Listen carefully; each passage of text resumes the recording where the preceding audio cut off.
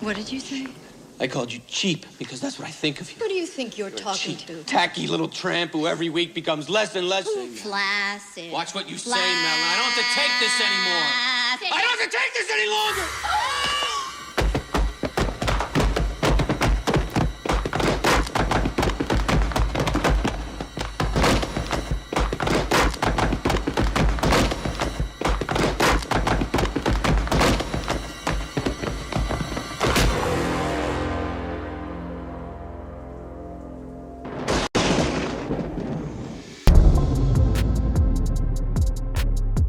The People's Pundit. And I know you were watching The People last night at Madison Square Garden. Rich, thank you so much for holding with us as we sort of pinned down what really happened in Madison Square Garden last night. A massive movement that is durable and that is real and that is centered around one man, but really is about all of us showing a lot of love last night. And I think we're now seeing that play out in the numbers and in the polls. As somebody who is nailed this to the wall years ago on our show. Years. I had ALX pull the clip. Years ago, Rich, you said, without Donald Trump, this movement falls apart. There is no path for victory ever for a Republican ever again. But with Donald Trump, you may see a landslide. You said it. And boy, are you looking right today. Yeah, I mean, you got to watch these events, Benny, because you got to take the pulse of people, right? I think a lot of people in my profession don't listen enough, and they talk. They offer their opinions, and they forgot that their job is to actually shut up and listen to the opinions of others. All right, and that's unfortunately something that a lot of pollsters, I mean, look at what happened last night with Larry Sabato at the Crystal Ball. He went on a block fest on Twitter, and I jumped on him. I did. I kicked him when he was down. I mean, look, he said something, it made a very clear anti-Semitic trope, very, very clear, but his head is exploding because this is a guy who's been shown to everybody, Benny, for years. I mean, he was there when I was coming up, right? As this impartial election observer and forecaster. And the truth of it is that none of that is true. And if I was not raised in a middle-class family, not with a silver spoon in my mouth, right? If I didn't spend all of my time walking the halls of ivory towers, then I would not have heard the people either, and I think in the beginning, I almost didn't. I'm going all the way back to 2016. But again, your job is to shut up and listen. And if you do that, I mean, this will not, what we're looking at on the screen, it won't surprise you. And also, you won't think that pinning a comedian's joke about Puerto Ricans is going to suddenly stop this massive shift among non-whites that really has been going on since the man came on the stage. This is something, and I sent your team a couple of pictures and graphics of what our national poll looks like. It's not out yet, but I wanted you to see it, Benny. I thought Please, we have them. We have them ready for you. So let's go through it, buddy. The first one I sent was black men. You can, and by the way, we oversampled. So all the crosstab divers and skeptics, all right, they always, the first thing they'll say is, well, it's a subsample. It's a large subsample. Black voters overall were 20% of the sample that we gathered because we wanted to make sure that this was, real toward the end. It didn't bleed. What you're looking at is black men. She's at 64% with black men, and he's at 28%. And by the way, that's 7.8 undecided. When you lean them, Trump basically breaks even with them. So he is for real this high with black men. It's insane. And it's not, in 2020, when we saw the movement with black men, and people even discussed it back then, nobody saw the movement with black women. And he wound up more than doubling his support with black women. This year, pollsters are seeing that. It's not as much as obviously as black men, but if we go to the next slide, that's women. All right, so he's at 12% with black women. Folks, this doesn't happen in polling for Republican presidential candidates. And not my polling. We had him at 8-9% of the black vote overall in 2016. We had him at overall just under 12% in 2020. We are not one of those polls that overstate non-white support for Republicans. We don't do that. And you can see it here. Next, if you got the next slide, is Hispanic men. Watch this. That's Hispanic men. Rich, this blows my freaking mind. That's Hispanic men. And the 9.6 that's undecided, it's too late to be undecided. We push everybody. Look, it's a week before the election, you have to tell us who you're going to vote for. And they, Hispanic men as well, break for Donald Trump. So he's going to perform.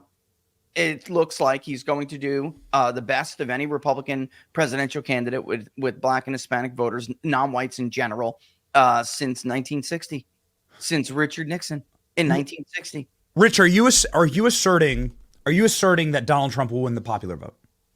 Let me preface this with a caveat. Trump is going to have a slight lead in the popular vote in our poll, and locals knows this. Nobody else does. We did very well with the public polling project toward the end. We had like a burst of interest. For people who don't know, it's a crowd-funded operation, right? We don't take money from corporations or committees or PACs or candidates or anything. It's completely funded by the public, and people wanted to see it. They wanted to see more. So I think we're actually going to be able to do a 3-day rolling average until Sunday or Monday, right before the election.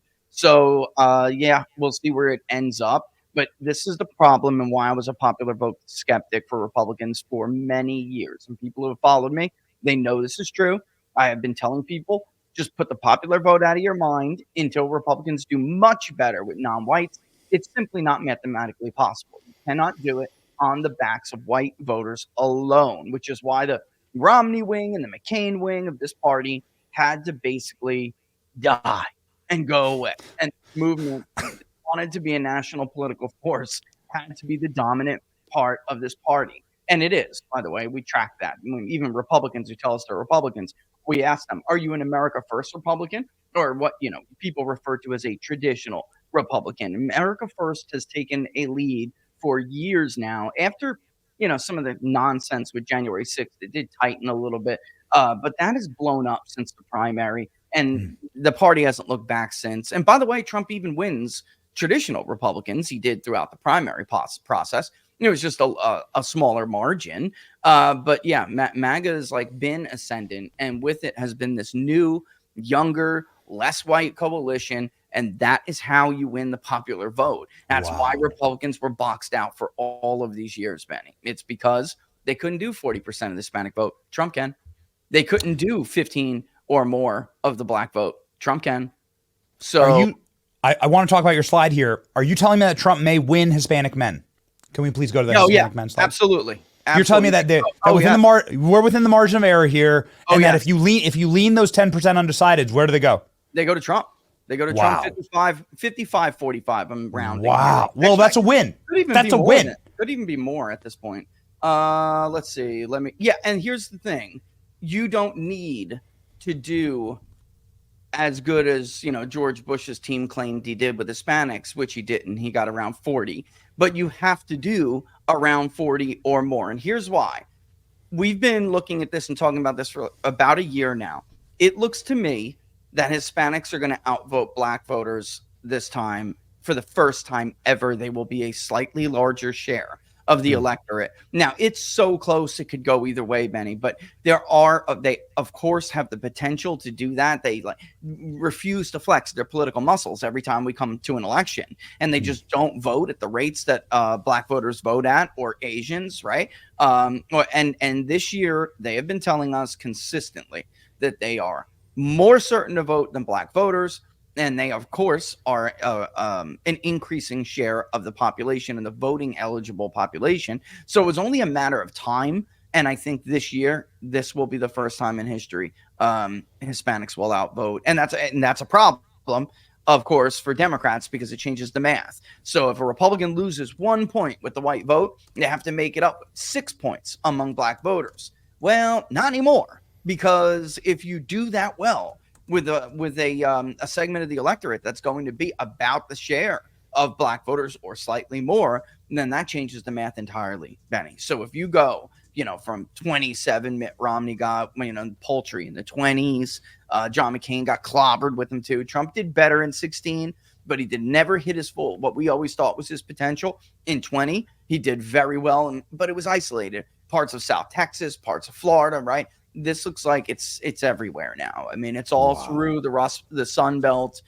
Even in some of those Rust Belt states, we see him doing better with Hispanic voters than he is nationally. So It's only a small share of the population, like a Michigan. But he did very well in Michigan with Hispanic voters in 2020. It was basically 50. He lost them by 10 points, if we believe the exit polls. He lost Hispanics by 10 points in Michigan. I think it's going to be even closer than that this year. I really do. This is what Real Clear Politics is showing. No lean. Okay, no lean. Yeah. And I know you are a very harsh critic of some of the ways that other pollsters put their data together, and some of that poisonous data I think is factored in here, like morning consult. It is. Yet, Morning consult, perfect. Yeah. Yet, Rich, look at this map. Yeah. Do you agree with this map? Listen, I almost don't, and I'm going to tell you why. Well, the 312, when you run various, and we've done this with Locals Group, we've explained this to them. When you run various simulations, when you're modeling, and this is obviously based on polls, but there are other variables to use in election forecasting. The highest frequency return is Trump at 312. All right, so if Trump wins, it is most likely that he will win with 312 electoral votes. These fantastical scenarios, or more, by the way, fantastical scenarios that we see where Trump wins Pennsylvania, but he loses Wisconsin and Michigan.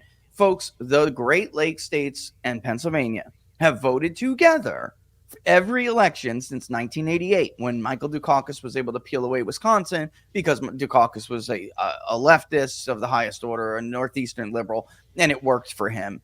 But before that, even, you would have to go back to when there was basically a home region candidate, and one of the three states would vote differently. Sometimes it's been very close. Like in 2016, Michigan was 10,000 votes, yet it still voted with Wisconsin and Pennsylvania. George Bush came within thousands of winning Wisconsin in 2004, but guess what? He lost it, and all three still voted for Kerry. So it is possible that those states break up their votes, but it is not likely, and the reason is simple. It's just overlapping demographics, and as we get more into the future, that will change, but we're still in a place now where one could narrowly vote for another candidate, but it is not likely. And then also, there's one state that neighbors Wisconsin, which everybody in the private polling knows is much closer than some of the public polling suggests, and that is Minnesota. Yeah. And if they have a collapse like the one that, listen, nobody wants to say it out loud, Benny. But like, do it, brother. Everybody in my industry they'll like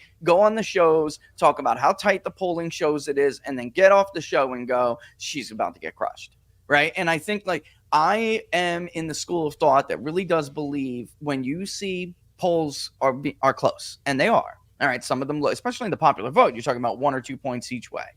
When a trend is very clear and it's emerging at the late stages of a campaign, it's why we use the word wave. It's like a wave, and it just rolls over everything. It is not 2004 again. It's just not that kind of an election, right? And the country is not that. We're not that country anymore. We're just not. We're in the middle of a realignment, so I do expect there to be surprises. But just keep this in mind, too. Because there is another state, and that, of course, is blue on that map. Twice, Donald Trump outperformed among Hispanics in New Mexico versus how he did nationally. So he won more of the Hispanic vote in the state of New Mexico than he did nationally overall. Biden's entire margin was given to him by Hispanic voters in 2020.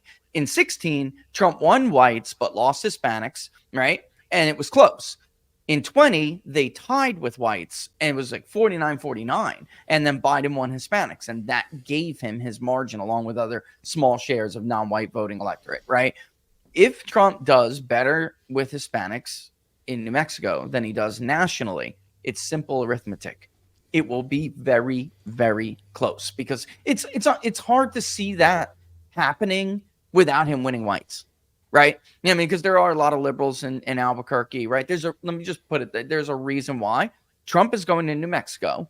Trump is going to Minnesota. Trump is going to New Hampshire, right? Yes. He's going to Virginia, and she is on her heels, all right? When you see a campaign end like this, losers are always the ones talking about, he wouldn't go on 60 Minutes. Losers are always the ones who are defending states that they should have locked up by now. It's October 28th, right? So, if Trump wins next week, I think we're going to be back here on your show, Benny, saying, didn't we all really see this coming? Right? bro, you've pinned it to the wall for years on this program. So I wanted you to take an early lap. I want to have something to stick above my mantle, okay? With Rich Baris saying, no, get ready. You might have Virginia. So leading into this conversation, there is this panicked article that was published in Politico, I think it was like 24 hours ago, about Kamala Harris reorienting staff, campaign, and ad buys in Virginia. Yeah. And what's going on in Virginia? And she canceled them in neighboring North Carolina. Just so people understand where I am in North Carolina, there is one, this, I don't even know what to call him, like this local celebrity, radio celebrity. I don't have to embarrass him and get into it. He's certainly more of a traditional Republican. They pulled all their advertising on that station. They're done. They're out. So she's basically seeding North Carolina. When candidates pull, now she's running ads, the ad buys on TV that were already purchased and done. But when you see candidates taking money from one state, which is considered a perennial battleground, right, and putting it into a state that is considered a blue or blue leaning state, there's a problem for her. And the thing is, we've seen this in Virginia before. And I think Virginia is a heavy lift. It is possible, and you shouldn't rule it out if you're a Republican, but it is heavy lift. I just want to be honest. I'm always honest with people. That being said, we've seen this before, Benny, haven't we? Right? Then the Washington Post is like Democrat plus 14, right? For Mark Warner. And then all of a sudden we get a week or two before the election and that falls to 8 or 9, and then 6, and then and then all of a sudden Ed Gillespie is 2,000 votes away from Warner, right? So some of this is like, you have to think about that when you're deciding as a campaign where to go and what to do, right? So Trump is in a position where he can take a shot and say, look, I think it's closing quick, and I think her lead is very soft, so I think we should go there. And I remember, like it was yesterday in 16, I didn't really talk to Steve Bannon. Like, obviously, everyone knows Steve and I are friends, right? But we weren't like that back then. And I remember Larry Schweiker basically saying, hey, you are polling Minnesota, aren't you? Let me see that. And it was like 2 points, 2.4% her lead was. And next day, Trump is in Minnesota. Or 2 days, he does a detour. He was in that position where he could go. Think about if he went to Minnesota a few times in the closing days of that campaign. Bro.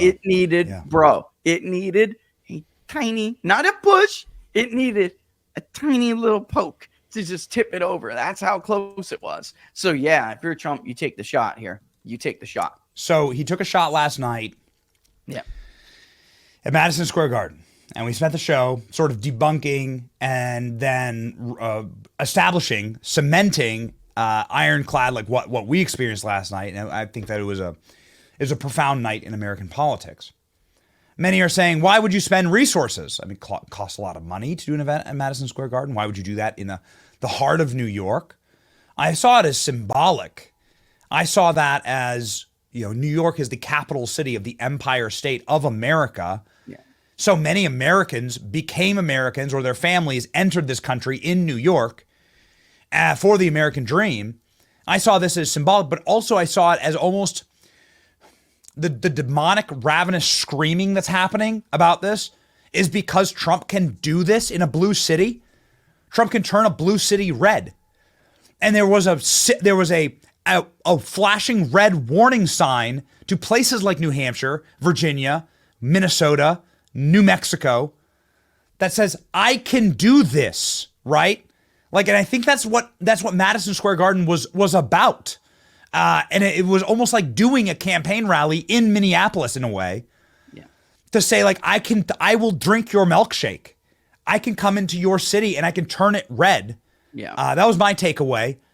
Rich, as you observed, maybe your thoughts. That, and he also has a long look. So do I. People like Donald Trump and myself are from the same area, right? So he's Queens, obviously. I'm from a different borough, but we have watched and witnessed the greatness of that state over the years decline, but you'll never lose your love for it, right? The Hulkster will always remember what? About Madison Square Garden. His moment of his life happened in Madison Square Garden. I think the Garden is a national rally. You know, I mean, he could go to Madison good Square point. Garden, put that Yeah. on, and everyone in point. America is going to be watching it. And they Yep. believe me, they're gonna, if they didn't already, right? Yep. And they're gonna see clips of it all over. They're gonna watch the Hulkster tear his shirt off. They're gonna listen to Elon Musk just be funny, right? I mean, that was a love fest yesterday, despite what the media is saying. And it's like they're doing this closing argument and talking about threats to democracy. And the voter yesterday, there was a voter in Georgia who I'll once in a while get like one of our agents will be like, hey, you got to listen to this one, right? So it transcribes and I'll listen to him. And that voter was like, and I tweeted something this morning. I was basically channeling this voter, okay?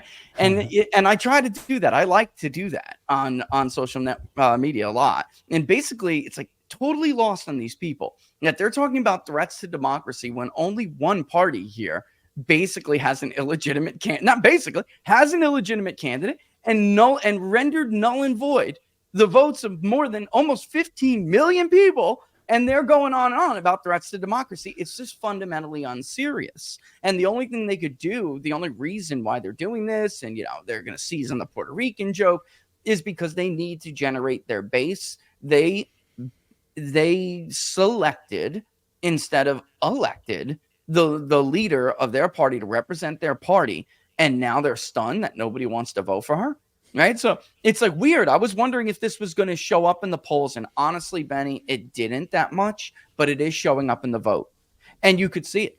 You know, it is. And this guy in Georgia, a Biden voter, you know, is like this. She had weeks to just tell me two things. One, you know, show me you're ready for the job, because really we don't know that much about it. You haven't done anything. And then two, why are you going to be different than Joe Biden? And instead of using that last week, because it's over now, the train's left the station, Benny. Everyone who works in campaigns know this week is like an execution week. The week before was the closing argument week, when you have to convince the last persuadables out there to break your way, right? Those people who tell us they're undecided really are not undecided. All right. They immediately, yeah, you know what, come to think of it, I'm leaning to Trump, or yeah, I'm leaning to Harris. They're not undecided. They're full of crap. Everyone knows this who's a veteran in this business. And instead of using that time wisely to meet the presidential bar and allay people's fears, why are you going to be different than Biden? She did this. They all did this. And they're going to seize, instead of doing what their campaign needs them to do, they're going to seize on a comedian's joke, right? Yeah. They're wasting their breath talking to each other. And there's nobody who's going to care or appreciate this closing argument other than people who are voting for Harris to begin with. Yes. So this is unbelievable to me that they're doing this. It's a level of like, it's a thickness of a bubble none of us have ever seen. That's why it hasn't popped yet, right? It's durable. And it's like a level of tone deafness that I really feel like we need a new word or something. So because it doesn't really capture what I'm trying to say here with these people. It's like they're just political malpractice. Bro, really, you're already losing men. I mean, you're a man, right? You're a man. You're like living in this world. You're hustling. You're grinding. Yep. Donald Trump's party is appealing to you, not just on your personal level, but on like on a numbers basis. Yeah. It is clear that young men are for Trump, and they're going to spend their last breaths. They're going to waste their last breaths on this campaign attacking Kill Tony, attacking effectively Joe Rogan. Like attacking Joe Rogan. That's what they've decided. They've decided to attack NFL players like Nick Bosa, who wore a MAGA hat on TV last night, to attack athletes that are endorsing Trump, to attack masculine, hysterical comedians who tell jokes that guys love to laugh at. They're going to shame him. They're going to try and cancel Tony Hinchcliffe. They will. Yeah. And Joe Rogan. That's how they're going to appeal to men, bro. And to do it to their final like salvo to men is, here's AOC playing Madden with Tim Walz in some type of like creepy dorm room. That's it. Like, this is malpractice, brother. This is political malpractice. It's going to be a hysterical election night, I believe. White Dudes for Trump runs an ad basically showing a young loser who looks like he still lives in mommy's house masturbating, and then a white guy comes in that his bedroom, and I guess it's supposed to be a Trump figure or a Republican senator or something, basically threatening to take away his porn. I mean, you really think that that's the route to go down when voters, you know, of all races and different ages, certainly voters you would never think would vote for a Republican, are talking about eggs. They're concerned, you know, the price of gas and eggs and groceries, and they're concerned for the future of their children. It's like they've leveled the like biggest insult to the American voter ever in the history of campaigning. They didn't, like, at least Biden, while he hid in his basement, he was at least speaking to the fears of people out there about COVID and things they cared about at the time. Sure. They're generating whatever they think people should care about, and that is just insane. And I know what they're doing. They're trying. They look, the pick of Tim Walz, if it wasn't obvious before, that pick should have made it obvious to everyone that they were not going to try to appeal to the middle. They were not going to try to win back some of the Biden voters who were telling everyone from us to the New York Times they made a mistake and they're going to vote for Trump again. They weren't going to do that. They couldn't pick Shapiro because he's Jewish, he's a Jew, and too much of their party is anti-Semitic. That would have cost them Michigan. So they thought, let's pick neighboring Walz and just try to gin up our base with wokeness. That was the plan, as if she's Barack Obama and she can drive the electorate to D+6, lose independents by 5, because Obama lost them in 2012. He lost them Mitt Romney by 5, but it didn't matter because Romney's base was so depressed and Barack Obama got his base out. He cannot recreate that for people. We have seen this over and over again. He couldn't do it for Hillary Clinton. He couldn't do it for Charlie Crist twice in Florida. He has tried. They will not impose onto another candidate. They liked Obama, and that's it. And there are now just too many people who voted for Obama who now support Trump. And they think the answer to that is to waltz Obama out there with Mr. Freak Boy, who, let's be honest, looks like he's a pedophile, right? Like, if you saw Tim Walz anywhere, would you say, well, that's a strong guy, I want him to run the country? I want him a heartbeat away from the office of the president. No, you would say, doesn't that guy drive a white van and the windows are all spray painted and something? You know, like, that's what you would say if you looked at Tim Walz. You would not look at him as he's a strong leader. And they waltz Barack Obama out there with him. They waltz out Michelle Obama, and they insult black people. And they lecture them like, you know what? You're just not a good black person if you're not going to vote for this woman. You know, I mean, that is insane and insulting. And it's unbelievable that they don't see it. You know, it reminds me of what Clinton and Team Clinton did at the end, but it's on a whole nother level. Like, Clinton kind of even embraced the deplorables and then went for it and then tried to say, you don't want to be one of them. Right. And she thought that would work. This is on another level. This is knowing that they didn't want this candidate and telling them, screw you. I don't care. The donors want her, and that's it. Right. And it's tough. You got to suck it up. And then, you know, it's also knowing that voters want to talk about different issues and them saying, we don't care. We want to talk about this. Well, that doesn't win you votes. It certainly doesn't win votes back that you've lost. Yes. And I mean, go look at the New York Times poll, folks. Don't take my word for it. Look at the 2020 vote. He's beating her on Mind Changers 2-1, 3-1, depending on the ballot scenario, meaning they voted for Biden in 20, but now they're switching their vote. There is almost nobody who voted for Trump now voting for Harris. Almost nobody. It's actually statistically insignificant. There's a little less than sign before the 1, folks. Okay. There's nothing there. And then, of course, statistics are always going to have some people who say it during interviews. And then with Harris, it's like, did you vote for Biden?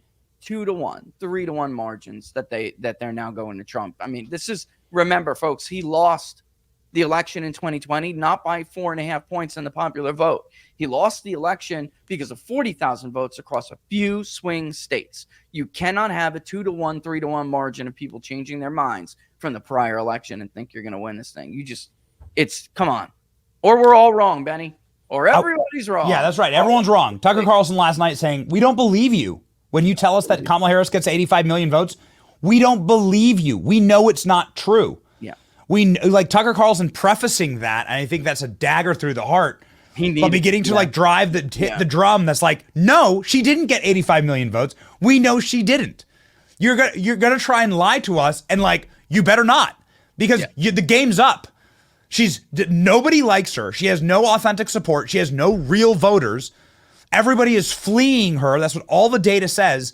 And you're not going to be able to manufacture the narrative that she's some type of like historically popular candidate. You can't do it. It's not going to work again. So my last question to you, Rich, is this. What's this map going to look like? I don't think we have a map that we could actually paint it for you. Yeah. But you say that you agree with this. You say 312. I think it's the most 312 is the delta that typically hits, right, for the incidents when you run your numbers. But is this what you agree the map's going to look like? Do you think there's going to be something that flips? What's your bet? You know, because it'd be fun to do this show a week from now, or 10 days from now, and talk through see if you were right.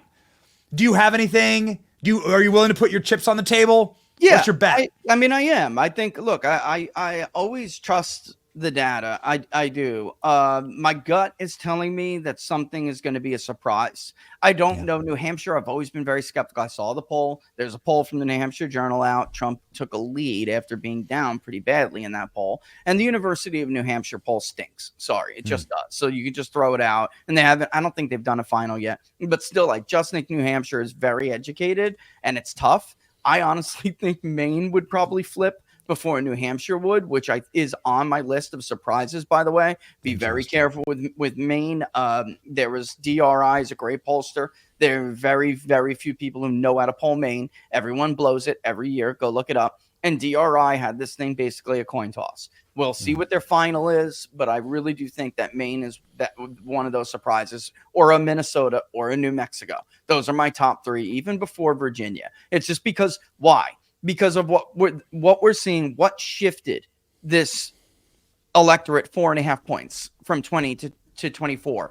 Those states would be they would be harbingers because their states have large shares of their voting population that include those people in its own way, shape, or form, right? Ethnicity, for instance, right? I mean, the swing with Norwegians, we go down to ethnicity in the Great Lakes states because it matters so much there. If you do well with Norwegians, can you also do well with Swedish and Finnish, who are more liberal? So, I mean, he is. So that's why I think that Minnesota is, without a doubt, it's going to be close if that map is 312. 312 is the most likely outcome. I think this week what you're going to see is they're going to decide whether or not they want to start, how much they want to press. Like, you know, keep an eye on how many ballots are returned in Clark County. Okay. Like, listen, and why am I saying this? I'm not look, go and vote. That's why. Go vote. You have to execute. Go and vote. But Democrats usually put their best foot forward in these states in the early vote early. So 4 days into early voting in Nevada in 2020, Joe Biden had already built that 20K firewall. So like, this is not happening yet. Keep an eye on, let's see what they're willing to do in this final week when you already have people like Tim Cook calling Donald Trump and saying, hey, let's be friends. All right. So why are they doing that? You think I have access to data? What kind of data do you think Tim Cook has already seen?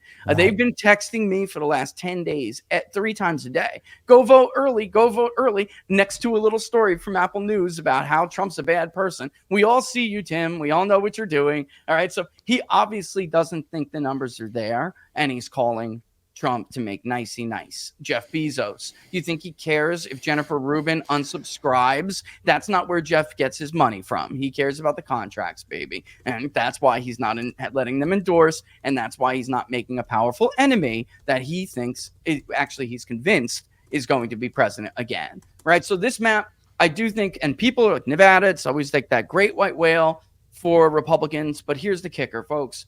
I've been calling it. Think of it like an event horizon, a political event horizon. Happened to Florida. It's going on with North Carolina right now. It's been happening in Nevada as well. They simply don't have the voter registration edge that they once had when Hillary Clinton barely won it, when Joe Biden, even though the country moved 4.5 points or more, actually, to the left from 2016, Nevada didn't budge because Nevada's been getting redder. It's just that it didn't hit that event horizon yet. And I think what we're seeing now is we may be at that event horizon. So their registration edge is a third of what it was when Joe Biden built up that 20K firewall in Clark County. It has decreased. They have bled that many registrations. So I do think that that's, again, this is the most likely map if Trump wins. The first one I would say would go, Benny, would be Minnesota. I think that or Virginia. I mean, Minnesota's been to the right of Virginia now for the last 2 presidential elections. We'll book you. We'll book you 10 days from now, Rich, and we'll see if Minnesota. Man, how glorious would that be? That'd be like my great white whale, because I've been arguing for years, I don't even know, since I was a kid, if Republicans were just more populist in nature, in their platform, they could take Minnesota. That's why the Minnesota Democratic Party is not the National Democratic Party. They don't stay anywhere near those blokes. They know that they're bad news, and if they do align themselves with the National Party, they're going to lose it, and they know it.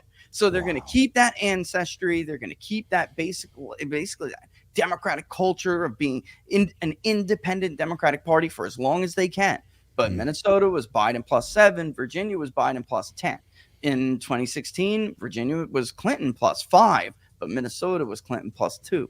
So I'm telling you, it's to the right of Virginia. If Virginia goes, it means Minnesota and likely Maine were gone already.